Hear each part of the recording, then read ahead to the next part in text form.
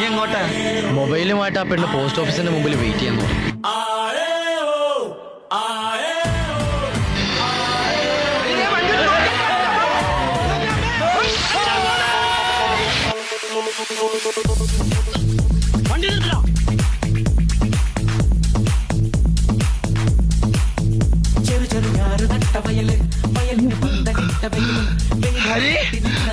ഹരീഷ ഇവ പൊങ്ങിയില്ലേ?